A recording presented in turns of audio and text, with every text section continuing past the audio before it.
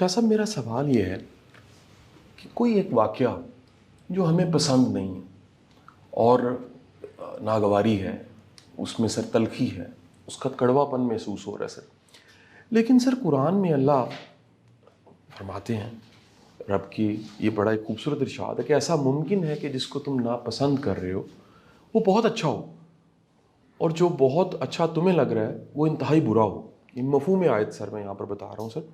میں سر جاننا چاہوں گا کہ کیا اچھا ہے کیا برا ہے۔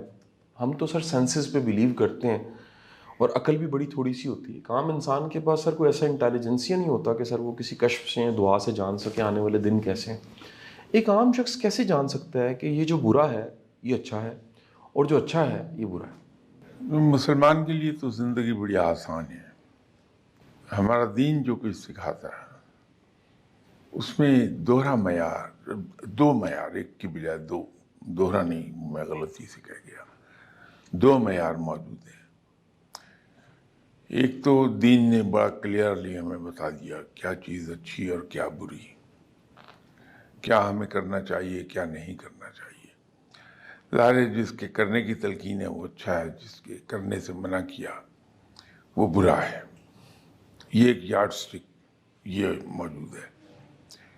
دوسرا ہمارا ایمان کا ایک حصہ ہے کہ رب تعالیٰ جو کچھ کرتا ہے وہ بہتر کرتا ہے۔ رب کے تمام فیصلے انسان کے اپنے مفاد میں ہوتے ہیں، لیکن گڑبڑ وہاں ہوتی ہے جہاں ان معاملات میں ہم اپنی عقل کو استعمال کرنا شروع کرتے ہیں۔ ٹھیک سر۔ وہ اس طرح سے کہ زبان سے تو میں ضرور کہتا ہوں کہ میرا بھروسہ رب تعالیٰ پر ہے، لیکن در حقیقت میں بھروسہ اپنی عقل پہ کر رہا ہوتا ہوں۔ آپ کبھی دیکھیے کہ ہم دعا مانگ رہے ہوتے ہیں نماز کے بعد کہ یا باری تعالیٰ تو بہتر جانتا ہے کہ میرے حق میں کیا اچھا کیا بہتر، تو ہر حال میں میرا بھلا ہی چاہتا ہے، یہ میں جانتا ہوں۔ تو ساتھ ہی اس کو کہتے ہیں میری ٹرانسفر شیخ عمر میں کرا دیا۔ اب یہ جو دوہرا معیار ہم نے رکھ لیا، یہاں آ کے ہم پٹنا شروع کر دیتے ہیں۔ اگر ہم کسی طرح سے اپنے مائنڈ میں کلیئر ہو جائیں ایک بات پر کہ میرا کام وہاں ختم ہو جاتا ہے جہاں میں نے محنت کر لی، محنت شروع کرنے سے پہلے بلکہ فیصلہ کرنے سے پہلے میں نے خوب غور و فکر کر لیا، اپنی عقل جو اللہ نے عطا فرمائی، علم جو اللہ نے عطا فرمایا اس کے ذریعے سے، اور جب ایک بار فیصلہ کر لیا تو بڑی تدبیر کے ساتھ اس ڈائریکشن میں عمل شروع کر دیا۔ تو جو محنت جب ختم کر لی تو پھر رب پہ چھوڑ دیا نتیجہ کہ اب جو اللہ کر دے وہ بہتر۔ زندگی بڑی آسان ہو جاتی ہے آدمی کے لیے۔ آپ یہ فقیر لوگوں کو دیکھتے ہیں ہمیشہ ہنستے کھیلتے نظر آئیں گے، بڑے پلیزنٹ موڈ میں ہوتے ہیں، کبھی انہیں منہ بسورے ہوئے نہیں دیکھیں گے۔ حالانکہ ان کی زندگی اگر دیکھیں تو جو تو سنت کے مطابق زندگی گزار رہا ہے وہ بھرپور زندگی دنیاوی طور پہ بھی گزار رہا ہے، اس کی فیملی بھی ہے، اس کے روزگار کے معاملات بھی ہیں، اس کے سوشل سرکل بھی ہے، تو یقینی طور پر پرابلمس تو اس کو ہوں گی، جو دنیا میں رہے گا پرابلمس تو آئیں گی، لیکن کبھی آپ اس کو افسردہ نہیں دیکھیں گے، ہمیشہ آپ کو بڑا پلیزنٹ ملے گا، ہنستا ہوا۔ اس کی بنیادی وجہ صرف ایک ہے، یہ کہ رب پہ بھروسہ اس کا ایسا ہے کہ اس کو معلوم ہے یہ کام میں نے کر لی، میں نے محنت کر لی، اپنی ڈیوٹی میں نے پوری کر لی ہے، اب آگے اس کا انعام دینا رب کا ہے کام ہے، اور رب اپنے کام کو سب سے بہتر کرتا ہے، تو وہ جو کچھ مجھے عطا فرمائے گا وہ میرے حق میں بہترین ہوگا۔ تو ناکامیاں فقیر کی زندگی میں بھی آتی ہیں، نقصانات اس کے بھی بہت بڑے بڑے نقصانات ہو جاتے ہیں۔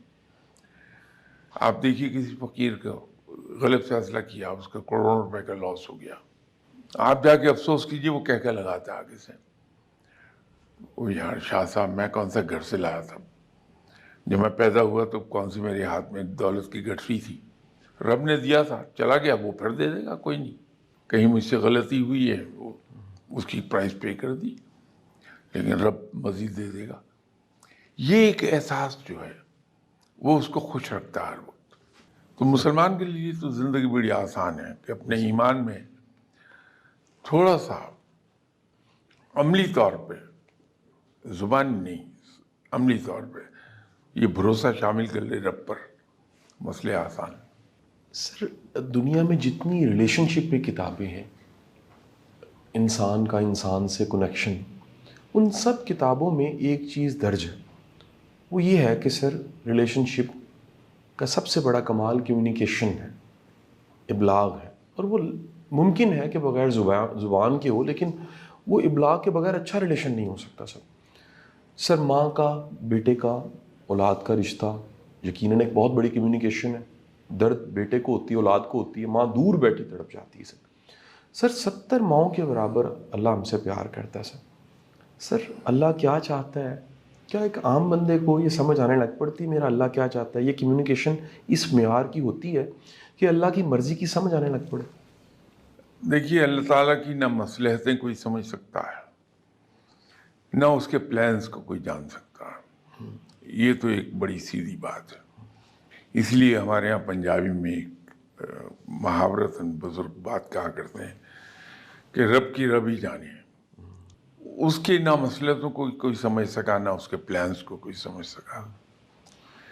لیکن رب تعالیٰ نے اپنے بندوں کو، چاہے وہ کوئی ہے، کسی مذہب سے ہے، سب کو رب تعالیٰ نے سمجھ، عقل اور ٹو این ایکسٹینٹ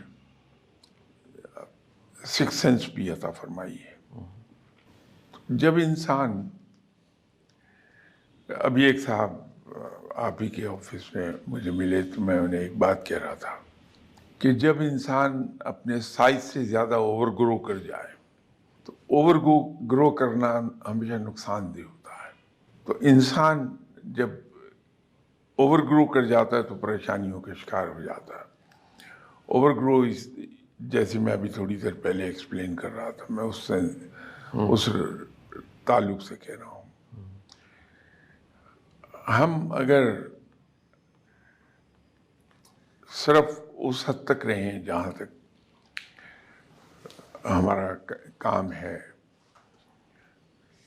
کہ وہ عقل کو ہم ضرور استعمال کریں اور کرنا چاہیے، لیکن اس حد تک جس حد تک ہمارا حق بنتا ہے، اس کے بعد رب تعالیٰ کا کام ہے۔ تو رب کی قدرت پر تو غور و فکر کیا جا سکتا ہے۔ اس سے میری بات شاید واضح ہو جائے کہ غور و فکر کا رب نے حکم دیا، لیکن رب کی قدرت پر غور و فکر کرنا انسان پر فرض ہے کہ قرآن میں کہا گیا، لیکن رب کی ذات پر غور و فکر نہیں کیا جا سکتا۔ تو جب ہم اس ایریا میں قدم رکھیں گے تو ہم پاگل ہو جائیں گے، ہوش و حواس پھر ایک وقت آتا ہے کہ کھو جاتی ہیں۔ تو اوور گرو نہیں کرنا چاہیے انسان کو، جہاں تک اسے رہنا ہے وہیں تک ہی رہے، مناسب رہتا ہے۔ صحیح سر۔ سر اللہ کی معرفت ایک ایسی ٹرم ہے سر جو استعمال سر لٹریچر میں بھی، بولنے میں بھی، سر اہل دانش میں بھی اصطلاح استعمال ہوتی ہے۔ معرفت کیا چیز ہے سر، اور اللہ کی معرفت کو کیسے حاصل کیا جا سکتا ہے سر؟ یہ تمام چیزیں الفاظ کا کھیل ہیں اصل میں۔ جب ہم رب تعالیٰ کی قدرت پہ غور و فکر کرتے ہیں تو اس نے یہ جو کائنات بنائی ہے، اس کے مختلف راز ہمارے سامنے آنے لگتے ہیں، ان کو ہم کچھ سمجھنے لگتے ہیں، پوری طرح نہیں سمجھیں گے ہم۔ تو جب ان کو ہم ایک حد تک سمجھنے لگتے ہیں تو ہم ان کو کہتے ہیں کہ ہم رب کی معرفت کو سمجھ رہے ہیں۔ تو اس کی صنائی اور اس کی تخلیق کے بارے میں اگر کچھ تھوڑی بہت ہمیں سمجھ آنے لگتی ہے تو اس کو ہم معرفت کہہ دیتے ہیں۔ الفاظ کا کھیل ہے۔ شاہ صاحب ایک سوال میں اس لیے پوچھ رہا ہوں سر، یہ سوال میرا ہی نہیں ہے سر، بے شمار سر احباب کا، دوستوں کا سوال ہے سر۔ سر ہمارے ہاں یہ عام ہے سر، اگر ایک شخص کی عمر اس وقت 40 50 60 سال ہے سر، اس کا یہ مشاہدہ ہوگا کہ آنکھوں سے دیکھے ہوئے افراد ایسے ہیں سر جو کسی وقت میں پردہ فرما گئے سر، اور بعد میں ان کے پردہ فرمانے کے بعد ایک بت گھڑ لیا گیا سر. اس بت گھڑنے سے obviously سر کچھ لوگوں کے مفادات جڑے ہوئے ہیں سر. وہ لوگ سر لٹریچر میں ہو سکتے ہیں سر، صوفیزم میں ہو سکتے ہیں سر، دانشوری میں ہو سکتے ہیں سر، اور سر وہ بت اس لیول کا گھڑ لیا جاتا ہے کہ جیسے وہ غلطی اور کوتاہی سے تو سر وہ بالکل ہی ختم ہو چکے ہیں سر، ان میں کوئی غلطی اور کوتاہی ایرر لیس ہے سر. حالانکہ انسان کا سر یہ پیر کا، مرشد کا، یا سر کسی بھی معتبر شخص کا ماضی میں جو انسان ہی تھا سر، بت بنا لینا اور اس کے بعد اس معیار کی پوجا کرنا کہ کہیں نہ کہیں کسی کے اندر یہ عقیدہ بیٹھ جائے کہ شاید سارا نظام سرکار ہی چلا رہے ہیں، فائلیں آج بھی سائن کر رہے ہیں، اسائنمنٹ وہاں سے مل رہی ہیں، یہ ان کا ہی کرم ہے. سر یہ کہاں پر سر ہمیں اپنی حدود میں رہتے ہوئے شرک سے بچنا چاہیے، اس کی لمٹس کیا ہیں؟ یا میں سر ایک سوال اس کے ساتھ تجھے ہی بیان کر دیتا ہوں سر. ایک سر بڑا پیارا ورڈ سر آپ نے ہمیں سکھایا بھی، اور سر کوشش ہم کرتے ہیں، احسان مندی سر. وہ احسان مندی کی حد کہاں ہے سر، اور اس حد سے آگے کہاں نہیں جانا چاہیے سر؟ ہمارے یہاں جو المیہ ہے اصل وہ یہ ہے کہ ہم شخصیت پرستی کے عادی ہو گئے. یہ جو شخصیت پرستی آئی ہے ہمارے اندر، اس نے ہمیں اس ڈائریکشن میں دھکیل دیا. ہم کسی آدمی کی عزت کیوں کرتے ہیں یہ ہم بھول جاتے ہیں. ہم اس کی شخصیت کے پیچھے چلنا شروع کر دیتے ہیں. جب ہم شخصیت کی طرف جائیں گے تو وہ معاملہ عقیدت کا ہو جائے گا، اور عقیدت ہمیشہ اندھی ہوتی ہے. اندھی ہوتی ہے سر، صحیح سر. ہم یہ سمجھتے ہیں کہ جس آدمی سے ہمیں عقیدت ہے وہ کوئی سپر ہیومن چیز ہے، اس سے غلطی نہیں ہو سکتی. ایک طرف تو یہ ہمارا انداز ہے جو آپ نے فرمایا کہ ہم شخصیت کی پوجا کرنے لگتے ہیں. جی دوسری طرف ایک اور عالم بھی ہے ہمارا سر. کہ جب ہم ایسی شخصیت جس کے ساتھ اتنی عقیدت ہوتی ہے ہماری، اس کی کوئی انسانی کمزوری سامنے آتی ہے جی سر. تو ہم اسی شدت سے اس سے متنفر بھی ہو جاتے ہیں، اور پھر ہمیں اس میں کوئی خوبی نظر نہیں آتی. اگر ہم شخصیت کو ایک طرف ہٹا دیں، جی سر. ہم اس شخصیت کے کمال کے ہم اس کو اپریشیٹ کر رہے ہیں، اس کے مداح ہیں ہم اس کے کمال کی، تو پھر وہ شخصیت جب اس کے کمال سے علیحدہ ہو جائے اور ہم صرف اس کے کمال کو اپریشیٹ کر رہے ہوں، پھر یہ کیفیت کبھی نہیں پیدا ہوگی. پھر ہم بڑے اطمینان سے کہہ سکتے ہیں کہ صاحب وہ آدمی بہت ہی صاحب علم و فہم تھا یا ہے. لیکن کبھی کبھار اولاد کے فائدے کے لیے جھوٹ بول دیتا تھا، لیکن ویسے بڑا اچھا انسان تھا. تو یہاں وہ اندھی عقیدت نہیں ہوگی کہ ہم یہ کہنا شروع کر دیں کہ وہ پانی پر چل رہا تھا، وہ ہوا پر چل رہا تھا، وہ ہوا میں اڑ رہا تھا اور ہوائی جہاز سے آگے نکل گیا. یہ کیفیت نہیں ہوگی. ہم صرف اس کے کمال کے مداح ہوں گے. یہ شاید اس لیے ہے کہ ہمارے یہاں ہیروز کی کمی ہے، اور یہی وجہ ہے کہ ایک آدمی اگر تھوڑا سا دوسرے لوگوں سے اوپر اٹھا ہے تو ہم نے اس کو مختلف قسم کے ٹائٹل دینے شروع کر دیے. لیکن یہ سب کہنے کے باوجود بھی میں یہ عرض کروں کہ تمام قوموں میں یہ قباحتیں آئی ہیں، لیکن وقت کے ساتھ ساتھ دور ہوتی گئیں. ہمارے یہاں بھی وقت کے ساتھ ساتھ یہ دور ہوتی چلی جائیں گی. مایوس نہیں ہونا چاہیے، کیونکہ سبھی اس پروسیس سے گزرے ہیں. جن قوموں کو آج ہم بہت اپریشیٹ کرتے ہیں، ان قوموں کا ماضی دیکھ لیجئے. 300 سال پہلے وحشی تھے، درندے، لیکن آج ان کو ہم سب اپریشیٹ کرتے ہیں تو ان کا جرنی لمبا ہے. ہماری قومی زندگی صرف 75 سال پرانی ہے، ان کی کئی ہزار سال پرانی زندگی ہے، قومی زندگی ان کی. سر ہم سب کے لیے سب سے مقدم، سب سے محترم حضور کی ذات گرامی آپ سرکار صلی اللہ علیہ وسلم نے سر بے شمار ایسے خدشے احادیث میں ملتے ہیں جو خدشات امت سے تھے کہ میری امت کہیں مال کی محبت میں غرق نہ ہو جیسا. سر کیا سر ایک امتی، ایک ایسا امتی جو ولی اللہ ہے سر، اس کو سر احتیاط مانے وہ خدشات جو بعد بھی ہو سکتے اس کے پردہ فرمانے کے بعد سر، اس کو سر وہ ایڈریس کر دینے چاہیے تاکہ وہ شخصیت پرستی نہ ہو یا لوگ گمراہ نہ ہو یا اس کی ذات یا اس کا وجود یا اس کا نام بعد میں گمراہی کا سبب بن جائے سر؟ یقینی طور پہ کر دینا چاہیے سر. اور کچھ لوگوں نے کوشش کی بھی ہے. آپ ان کی اپنی لکھی ہوئی کتابیں، عقیدت مندوں کی نہیں، مریدین کی نہیں، بلکہ ان اصحاب کی اپنی لکھی ہوئی کتابیں، ان کو اگر آج بھی پڑھیں تو آپ کو ایک چیز نظر آئے گی کہ انہوں نے اپنے آپ کو ایک انسان ہی گردانا ہے. اس پہ بڑا زور دیا ہے کہ میں ایک ایسا انسان ہوں جس میں سب انسانوں کی طرح خامیاں بھی ہیں اور گناہ بھی ہوئے ہیں مجھ سے. اپنے آپ کو گناہ گار لکھتے ہیں. ان کی کتابوں میں کہیں ان کے کشف و کرامات کا ذکر نہیں ہوا. اگر کہیں ذکر آیا بھی ہے تو انہوں نے اس کو کنڈیم کرنے کا ذکر کیا ہے. یہ جو اولیاء کرام گزرے ہیں یہ بڑی شدت سے کنڈیم کرتے ہیں ان چیزوں کو.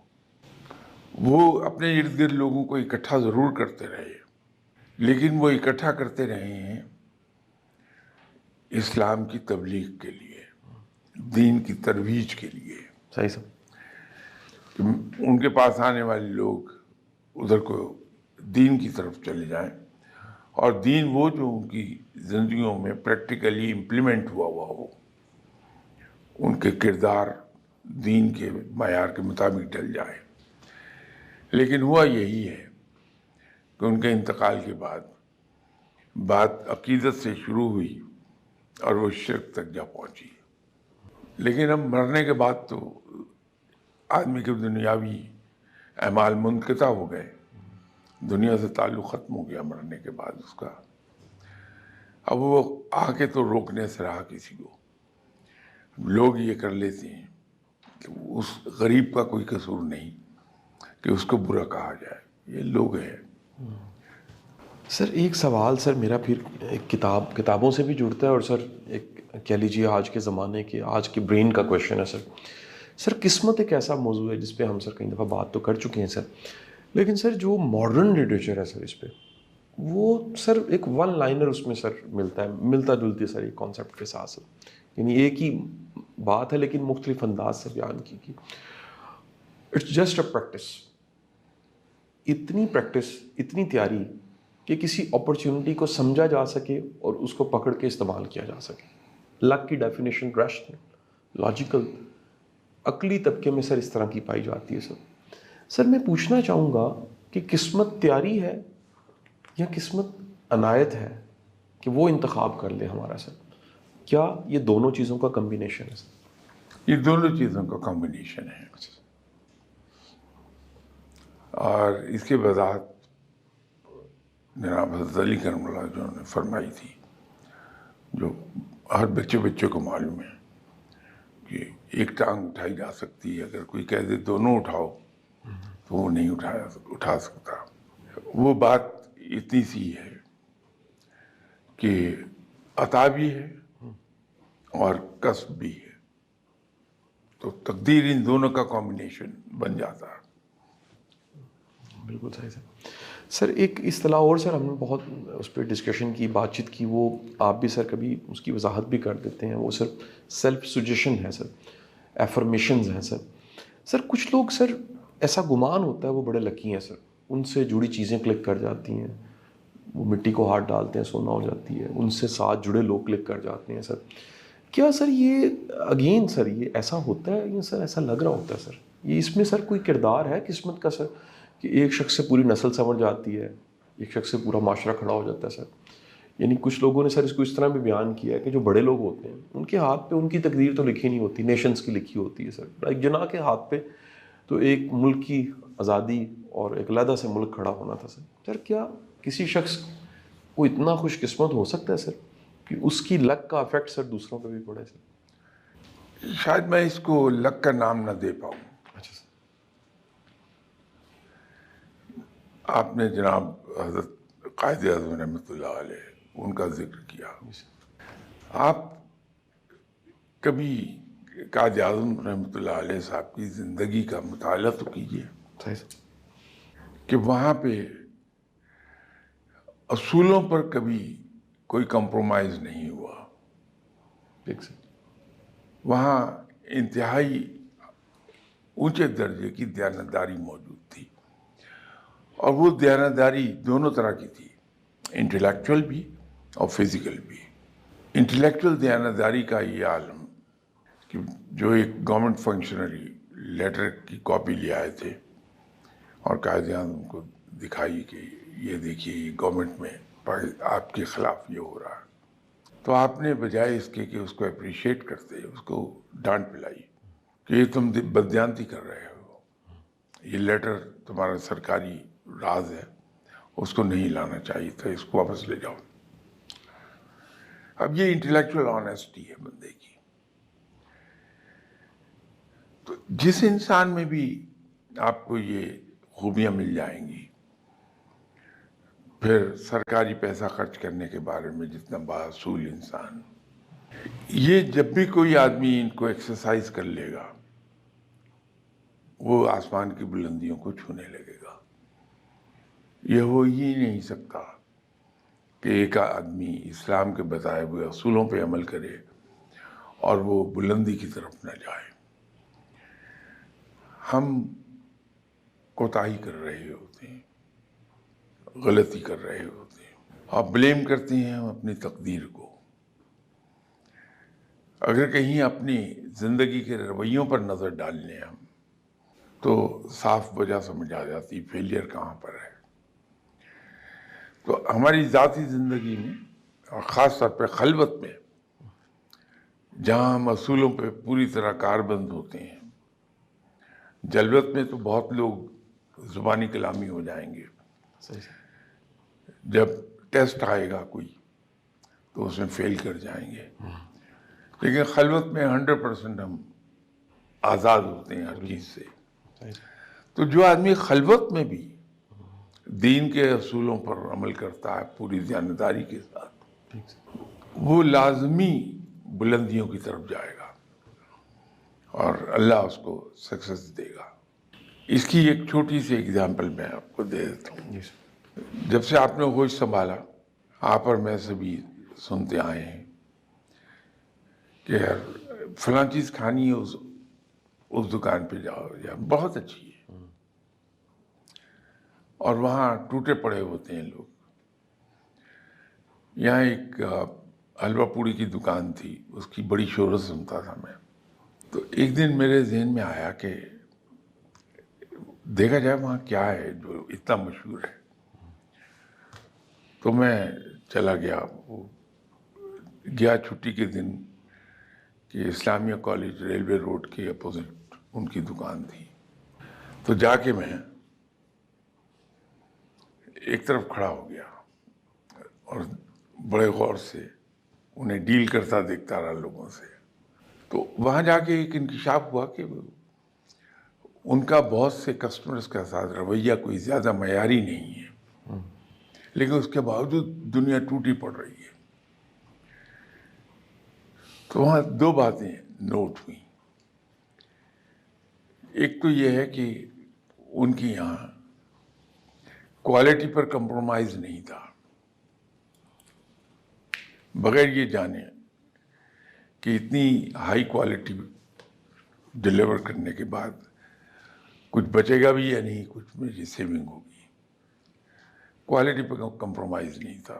ایک بات تو یہ سمجھ میں آ گئی. دوسری ایک بات بڑی حیران کن دیکھی کہ وہاں میں کھڑا تھا تو ایک بچہ کافی بڑا برتن، جس کو پنجابی میں ہم ڈول کہتے ہیں، وہ لے کے آیا اور ان صاحب کو 1 روپیہ دیا کہ مہمان آئے ہیں، امی نے کہا کہ وہاں سے بھاجی لے آؤ. تو ان صاحب نے وہ روپیہ اس کے ہاتھ سے یوں لیا، بغیر دیکھے کیش باکس میں ڈال دیا، اور اس کا ڈول میں دیکھ رہا تھا کہ کافی اس میں ڈال دیا. تو میرا اپنا اندازہ تھا کہ یہ 1 روپے کا نہیں ہے، یہ 100 روپے کے برابر ہے. اور اسی طرح وہ لوگ بھی آئے جو ایک وقت میں اس سے 100 روپے کی چیز لے رہے تھے، اس کو بھی اتنی ہی دی جتنی اس ایک بچے کو 1 روپے کی دی. تو بات سمجھ میں آ گئی کہ اس آدمی کو رب تعالیٰ نے اتنا رزق اور نام کیوں دیا ہے. یہ پھر میں نے اس پہ ایک باضابطہ سارٹ آف اسٹڈی کی کہ ہمارے یہاں لاہور میں کئی لوگ مشہور تھے کھانے کے، ان سب کے یہاں رویہ یہی تھا. تو ایک بات سمجھ میں آئی ہے کہ وہ انسان جو دیانتداری سے اپنا کام کر رہا ہے، کوالٹی مینٹین کرنا بھی دیانتداری ہے. ٹھیک سر. اور دوسرا، وہ رب کے بندوں پر مہربان ہیں، اور خاص طور پہ وہ بندے جو دنیاوی مال و زر کے حساب سے وہ لیس فارچونیٹ، ان کے ساتھ مہربان ہیں، اور رب تعالیٰ نے ان پہ عنایات کی ہوئی ہیں. یہ اسی طرح آدمی کی زندگی میں کبھی دیکھیں، کئی بار گفتگو میں لوگ ایک سوال اٹھا لیتے ہیں کہ صاحب ان صاحب کو میں جانتا ہوں تو ان کی شامیں جاگتی ہیں، ان کو اور بہت سی دوسری عادتیں ہیں، لیکن اللہ ان پہ بڑا مہربان ہے. تو میں ایک جواب دیا کرتا ہوں ان سے کہ آپ درست کہہ رہے ہوں گے، لیکن ان کی ذاتی زندگی کو گہرائی سے دیکھ لیجیے تو آپ کو ایک چیز کا پتہ چلے گا کہ یا تو کسی بیوہ بہن کو وہ سپورٹ کر رہا ہے، یا یتیم بھتیجے بھانجوں کو کہیں سپورٹ کر رہا ہے، یا کسی اور مسلمان فیملی کو سپورٹ کر رہا ہے، لیکن اتنی رازداری کے ساتھ کہ وہ ظاہر ہی نہیں ہونے دیتا کہ میں یہ کر رہا ہوں. تو اللہ تعالیٰ اس پر عنایات کر رہا ہے. تو جس آدمی کو بھی آپ اوپر جاتا دیکھیں گے، اس میں قسمت کا دخل، تو میں اس سے انکار بالکل یہ نہیں کہوں گا کہ بالکل نہیں ہوتا. کہیں نہ کہیں ایسے کیسز مل جائیں گے جہاں قسمت بڑی مہربان ہے. لیکن جب ہم ان کو گہرائی سے اسٹڈی کرتے ہیں تو وہاں ہمیں یہ چیزیں ملتی ہیں کہ ایک تو وہ آدمی انٹلیکچولی آنیسٹ ہے بندہ، اور دوسرا اللہ کے بندوں پہ، اور خاص طور پر وہ لوگ جو زیادہ خوش قسمت نہیں ہیں، ان پر بڑا مہربان ہے، ان سے مہربانی کا سلوک کرتا ہے. تو اللہ تعالیٰ اسے اس کا انعام دیے جا رہا ہے. سر آپ نے کیونکہ سر وہ لاہور کی سر کسی معروف دکان کا تذکرہ کیا سر، میں سر ایک اور رویے کی سر میں تھوڑی سی وضاحت چاہوں گا کہ شاید سر کو سننے والا اگر اس کو سنے تو سر اس کی زندگی میں، اس کی سوچ میں کوئی تبدیلی آ جائے. سر ہمارے ہاں کامن ہے سر کہ دکان کے باہر یا کسی جگہ پہ لکھا ہوتا ہے کہ ہماری اور کوئی دکان نہیں، اور 100 سال سے ہم یہیں پر موجود ہیں. سر کیا یہ پرائڈ والی چیز ہے یا ایک یہ انسلٹ والی چیز ہے کہ یہ ترقی نہیں کر سکے، یہ تو ایک ہی دکان پہ ہیں سر؟ جبکہ سر یورپ میں جاتے ہیں ہم سر، یہ دنیا دیکھتے ہیں سر، تو چھوٹے چھوٹے سٹورز جو ہیں سر وہ چینز کی شکل اختیار کر چکے ہیں، چھوٹا سا کارخانہ فیکٹری کی شکل اختیار کر چکا ہے. کئی سر ایسے آفیسز چھوٹے سے سر شروع کیے گئے ہیں. کل کی باتیں سر، اسٹیو جابز اور یہ سب کے سب انہوں نے پوری امپائر کھڑی کر دی ہے سر.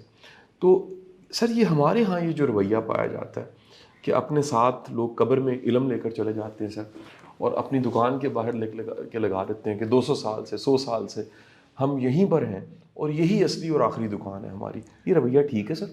نہیں، یہ ضروری نہیں ہے کہ وہ بندہ ایک پتھر کی طرح وہاں پڑا ہے، جی سر، آگے نہیں بڑھ رہا، یہ ضروری نہیں ہے. اچھا سر. اس میں اس کے پیچھے کئی ایک فیکٹر ہو سکتے ہیں. جی سر. 73 کا زمانہ ایسا تھا یعنی اینڈ آف 72 سے 73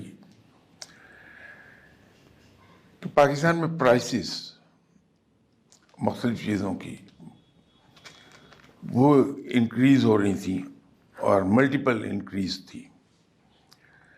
جو چیز آج آپ کو 100 روپے میں اویلیبل ہے کل 120 میں ہو جائے گی, پرسوں 150 پہ ہو جائے گی.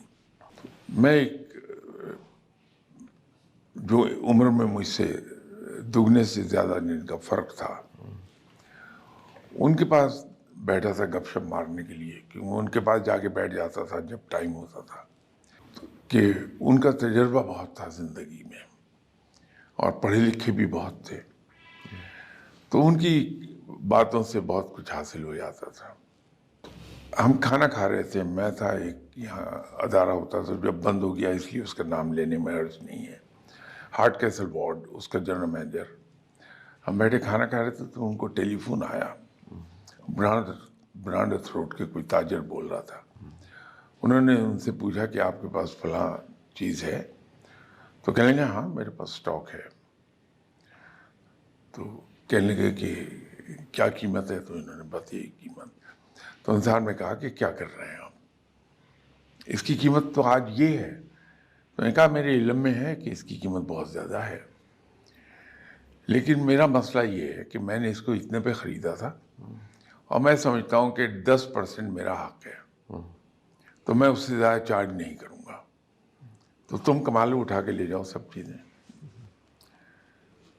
تو میں ان کو بڑے غور سے دیکھتا رہا. تو جب کھانا کھا لیا تو میں نے ان سے پوچھا کہ یہ آپ نے کیا کیا, یہ ڈبل سے زیادہ قیمت دے کے جاتی ہے آپ کو یہ چیز. فرمانے لگے کہ یار گل ہے, پنجابی بہت پڑھے لکھے تھے لیکن بولتے پنجابی تھے, کہ یار گل ہے کہ میرا گزارا ہو جاتا 10% پروفٹ نال, تو میں وہ کما لیا ہے, تو باقی وہی تقدیر ہے, جنہ مرضی کما لے, لیکن میں 10% تو زیادہ نہیں لاؤں گا. اب یہ ایک رویہ یہ بھی ہے جو وہ بورڈ پر لکھا ہے کہ 100 سال سے ہم اسی دکان پر ہیں, ہماری کوئی برانچ نہیں ہے, کہ اللہ نے اسے قناعت عطا فرمائی ہے.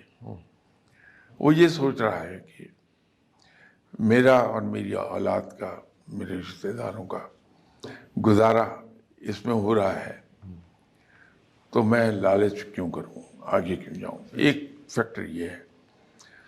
ایک دوسرا فیکٹر اور بھی ہے, بدنصیبی ہے وہ ہماری, کہ ہم ہر وہ چیز جو مشہور ہو جائے اس کی نقل ضرور کریٹ کر لیتے ہیں. تو ابھی ریسنٹ پاسٹ میں بہت سی مثالیں مل جائیں گی کہ ایک کسی صاحب کا نام بہت چل گیا دکان کا, اب ان کی برانچیں لوگ کھول کے بیٹھ گئے, ہے نہیں لیکن لکھا ہے کہ یہ فلاں دکان کی برانچ ہے, فلاں دکان کی برانچ ہے. تو انہیں بورڈ پر لکھنے کی ضرورت یہ بھی پیش آ گئی, اس وجہ سے بھی پیش آئی ہوگی. تو اس کے کئی ایک ریزن بن جاتے ہیں, لیکن اس کو ہم بجائے کنڈیم کرنے کی کہ وہ پتھر کی طرح ایک جگہ پڑا ہے, ترقی نہیں کر رہا, ہم اس کو ایک الاؤنس یہ بھی دے سکتے ہیں. ہو سکتا ہے وہ قناعت پسند انسان ہے, پروردگار نے اسے قناعت عطا فرمائی ہے. میں کراچی گیا, وہاں میرے بہنوئی تھے, کام کاج سے میں فارغ ہو گیا, جس آفس کے کام سے جس سے گیا تھا. تو میں نے ان سے کہا کہ میں فاتح خانی کے لیے جانا چاہ رہا ہوں عبداللہ شاہ قاضی شہید کے مزار پہ. تو وہ اپنی گاڑی میں بٹھا کے مجھے وہاں لے گئے. فاتحہ پڑھنے کے بعد ہم واپس آ رہے تھے, تو مجھے کہنے لگے کہ یار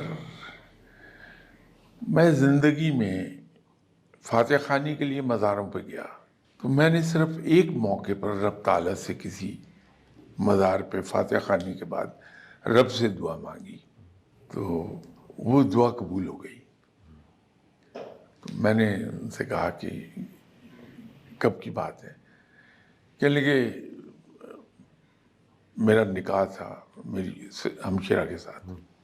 میں نکاح پر آیا ہوا تھا. نکاح سے فارغ ہو کے میں داتا صاحب گیا. وہاں میں نے رب تعالیٰ کے حضور دعا مانگی کہ یا باری تعالیٰ تو مجھے قناعت عطا فرما دے. اور رب نے مجھے قناعت عطا فرما دی. اور واقعی میں نے دیکھا انتہائی قناعت پسند.